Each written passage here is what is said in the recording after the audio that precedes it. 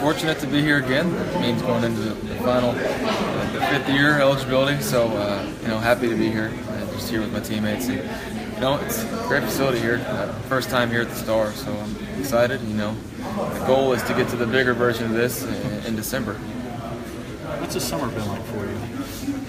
Summer workouts have been pretty hard. Schmitty cranked it up on us, but that's how it should be. I think the guys on the team agree that it's the hardest start to a summer that we have ever had. They didn't ease us into it. They just kind of got it rolling, set the tempo and got our minds right. So it's been good. We've made a lot of progress. Had a lot of young guys that have stepped up, and we kind of showed them the ropes on how to work and what we expect out of them. And I think they've taken advantage of their time. Baker, do you notice anything from a disposition standpoint, the team's mentality, any difference this summer versus the other summers? Absolutely not. I think right now the team's excitement is I haven't been around a team that's been this excited in a long time. So it's good. It's good news, especially knowing that Coach Riley's that changed. Coach Stoops stepped down, but it's good to know that the team's just as excited and also just working as hard, if not harder, which is good. Good to know that there's not going to be a drop off and everybody has the same high expectations. With the coaching changes, has there been anything majorly changed within the program? Any subtle changes, or is it just like it was when Coach Stoops was there? You think about it, yeah, Coach Stoops is gone, Coach Riley's now the head coach, but the staff's still the same. Coach Riley's still going to be quarterbacks coach and coordinator, calling the plays. And so you think about it, on the offensive side of things, nothing's going to change, but the only difference is Ruffin on the defensive side. I think he's going to be a great addition because I know Coach Riley trusts him because he coached under him. And I'm excited about that. Guys, the defensive guys getting to be around Coach Riley more and then also being around Coach McNeil. So there's no big difference, and if there's a difference at all, it's a positive one. Is that when the quarterback's room is going around his office now? Well, I would like that. I'm going to try and convince him to put some, projectors and the film in there. That would be very nice to sit in those chairs. He has enough chairs to fit the whole team in there. Hey Baker, have you worked on anything in particular? I guess maybe the best way is, what's the 2017 Baker Mayfield going to be versus, say, when you walked off the field to the Sugar Bowl? I think carrying the same mindset of when I walked off that field in New Orleans, taking it 1 week at a time, doing just my job, handling my business, not trying to do too much. That's my job, is to be a distributor and push my guys and get the best out of them. So that's the mindset I'm going to carry into week 1.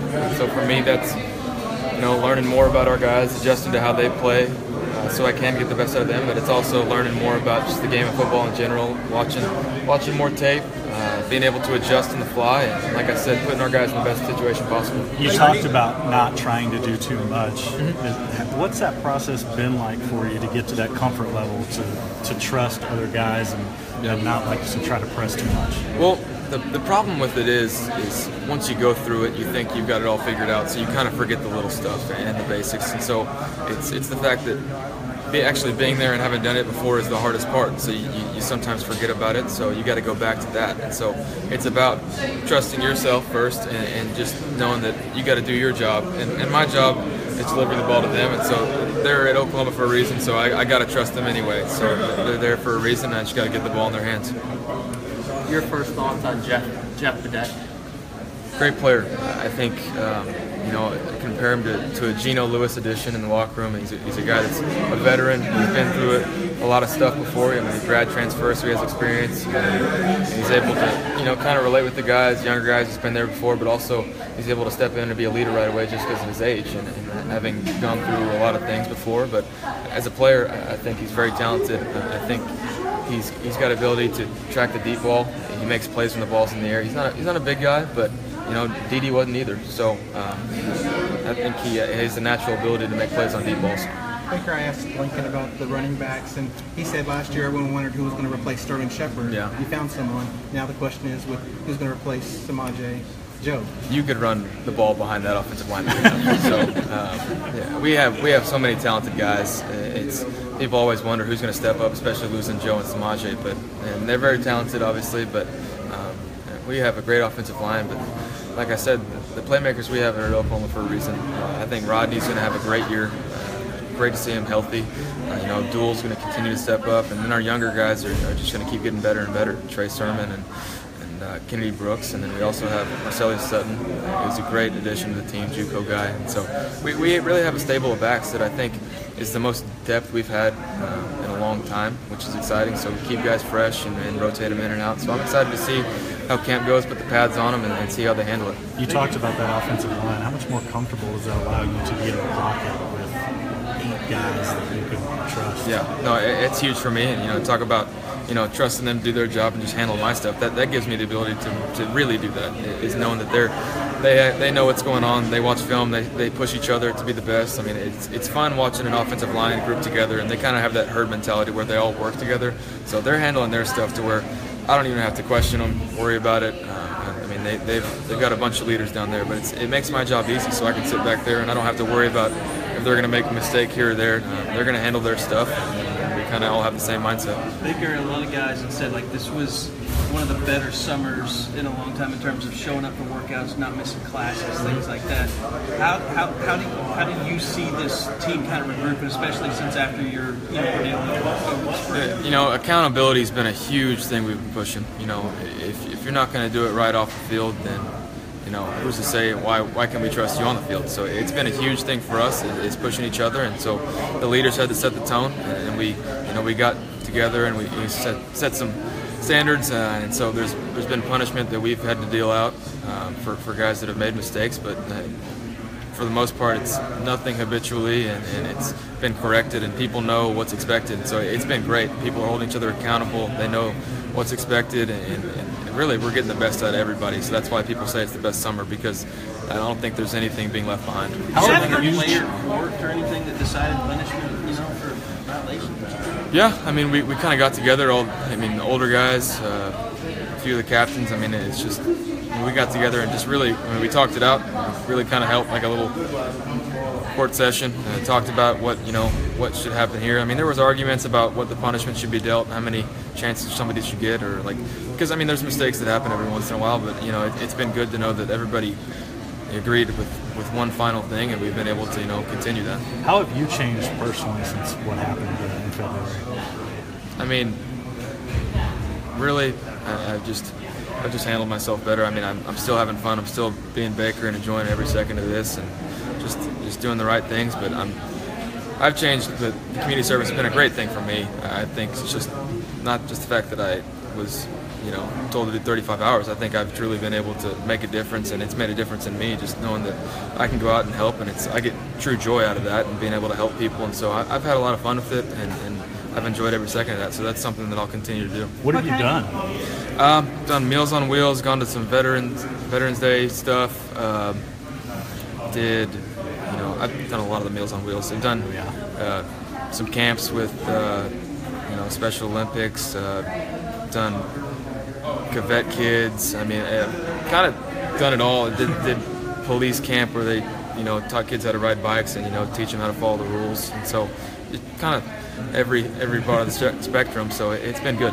What have you learned the most from doing things like Meals on Wheels or teaching kids, excuse me, how to ride bikes in the police camp? No matter what I think's going on, I'm very blessed in the situation I'm in. I've been given a lot, fortunate to be in the spot and position I'm in. So just thinking about that, and just thanking God for where I'm at right now, and just being able to give back, and that's a great position to be in. Have you had some people knock on their door to deliver the meal, and we'll just be surprised that you're the one kind of right there with their food? No, and they're kind of like, all right, whatever, bye. It's a great experience. It's humbling, and it's something that I think I've enjoyed going through. Talk about the idea of the ATL shirts. Where did that come from, and just the motivation for the ATL workout shirts? Well, it's where the championship game is this year, so we thought about. There was discussion with the equipment guys and everybody about making the ATL, the different letters stand for something. So it's attitude, toughness, and leadership. So it's like I said, the accountability. We're holding people to a higher standard. So the ATL means, you have the mindset of getting to the championship, but at the same time, it takes 3 of those things and putting in work every single day to get there. So I think it's been great. You're going to finish this season, Baker, because you're going to have the second most starts ever at OU at quarterback position. How meaningful is that for you, that distinction? That's huge. If Landry wasn't there for 18 years, then maybe I could beat him. No, it's huge for me, and it's important to me. It's special because, you know, like you guys know, I grew up an OU fan, so it's special to me to know that I've been able to live out a dream and play so much football here and enjoy every single second of it. Is it particularly that much more meaningful because there was some struggle at the front end of your experience at OU just to get on the field? Oh, absolutely. I think struggle always makes the end result more special, and so I think that's why I've truly enjoyed where I'm at right now. Is because it was hard to get here, but fortunate to be here.